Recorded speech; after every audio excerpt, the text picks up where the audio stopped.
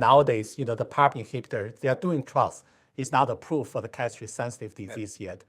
I think for most of this genomic testing, you try to kind of add more information in terms of risk stratification, potentially planning for the future. So let me ask you this question, which we don't have data, but there are publications. So, you have a guy, you start on, say, darolutamide ADT, great PSA response. Now the genomic tests come back, say they have TP53 mutation and loss of RB. So this is aggressive group. Sometimes you worry about more like a neuroendocrine. There's a high risk for neuroendocrine transformation. Right. So have you seen these cases? If you do see these cases, are you going to adjust your treatment strategy? So very interesting. We were just discussing that. I think the allelic percentage matters because sometimes we'll pick up a P53 in a small percentage. Mm-hmm. I don't know that I will respond to that, but at least those patients have a high percentage P53. I'm going to be watching them closely because neuroendocrine transformation is always bad. Sometimes they can sneak below your radar. Your patients could be doing okay. PSA will not reflect it. And then boom, next thing, patient is not feeling good. And you've got liver mets and you have a problem. Exactly. Probably if the patient responded well and has ultra low PSA, I won't change my treatment, but I would change my diagnostic, my follow-up strategy, and I would go with conventional scans a bit more often rather just whenever, because my standard of follow-up patients like PSA, and then when there is a confirmed rise when we get PSMA imaging or whatever. With these patients, I'll be more on the cautious side, not fully trust PSA and get conventional imaging routinely every 3 to 6 months. Yeah, I have been tricked by exactly that situation where patient was doing fine, and then had the P53 low allelic burden, and then boom, it doesn't feel good, and I do the scans and it went like wildfire. PSA was same because of the neuroendocrine transformation to a small cell, and treated with carbotoposide, got some response, but they don't do well generally. Bad outcomes. Yeah, I think the allele frequency is an interesting question because hypothetically you can make a case when you do combine the ADT, you kind of surprise the treatment-sensitive clone. True. And then the low allele frequency may get enriched. Sometimes some people do serial ctDNA analysis, they see an increasing allele frequency. So I think for some patients, particularly if they are good risk, PSA less than 0.2 in 6 months, then you have this NGS data coming back, you're concerned about neuroendocrine transformation. Right. I would say it's probably worthwhile to think about de-escalation instead of keeping on the ARPI. You may want to give them a break. You don't want to keep the pressure too high. I think the other point I like to make is, I see all the time in the community, they tend to repeat the PSMA PET scan. Even the PSA become undetectable because, the activity is already zero, right? The PET scan, sometimes, believe it or not, they do come up with some readings because, again, they use SUV max. Right. And then people refer here for second opinion because patient get anxious.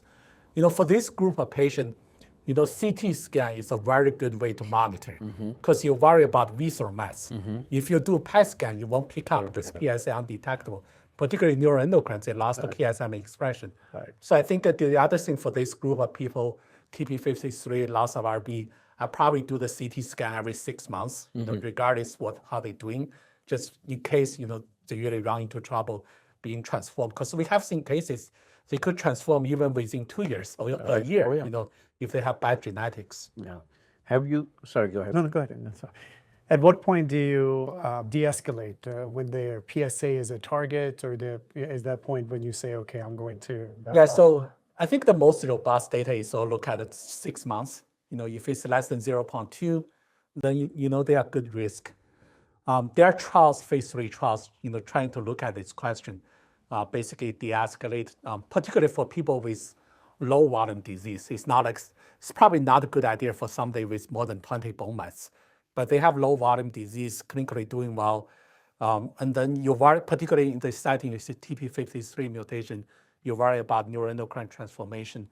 As long as you know they are good risk, at least based on PSA, good risk, I will probably have this discussion with the patient.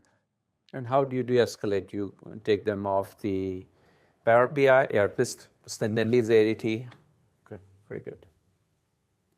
Okay, so I think we can probably switching gears to talk about castrate-resistant disease. You mentioned about PARP inhibitor.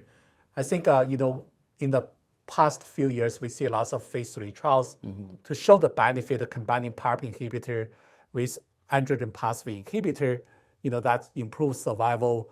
But the caveat is, all these trials are done for patients are naive to AR pathway inhibitor, So I think one potential advantage of de-escalation, particularly for younger guys, if they're doing well, you kind of save some option for a later day. When they become castrate-resistant, if they have BRCA mutation, now you can combine with ANZA or ARPI, because this combination works better. So I think, in your practice, do you use, for example, somebody on abiraterone, BRCA mutation, now castrate-resistant, do you use ANZA talazoparib or you just use olaparib monotherapy? There's no data. Yeah, no data. I have tried to generally use combo. I've found it a little bit better. So the ANZA with olaparib, I've generally tried to follow the label. I have to always look and see. See, there was a very unique time because each PARP inhibitor was covering only certain mutation. It was so I had to always say, okay, if it's an ATM mutation, which one covers, this is not covered, then that's a whole issue of getting it. But I don't have a strong feeling about that. How about you guys? For me, I tend to do single, and no data, but just because we have data on sequencing and it's kind of almost placebo-like, and tolerability with a new drug and trial options for young patients. You never know if a trial allows only one ARPI before or two. So just to not burn trial bridge in the future without strong data that this addition of ANZA post ARPI is gonna actually impact the survival of the patient. And with more and more therapy that are gonna be impacting the marrow, I try to do single stuff because now we have lutetium afterwards that could be impacting and the marrow. So that's again, both ways are perfectly right. But Same.